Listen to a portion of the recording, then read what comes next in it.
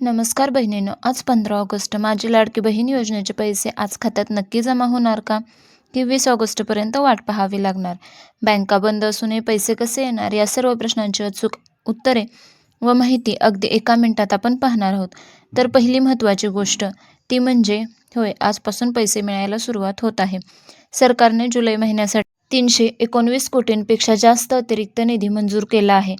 आज स्वातंत्र्य दिनानिमित्त बऱ्याच महिलांच्या खात्यात 1500 रुपये जमा होण्यास सुरुवात होईल. पण थांबा, जर आज तुमच्या खात्यात पैसे नाही आले तर अजिबात घाबरून जाऊ नका. कारण हे पैसे सर्वांना एकत्र न मिळता टप्प्याटप्प्याने म्हणजेच फेज वाईज दिले जात आहेत.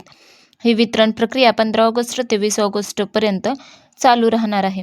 आज बँकेला सुट्टी असली तरी ऑनलाईन पद्धतीने म्हणजेच DBTद्वारे पैसे तुमच्या खात्यात जमा होऊ शकतात.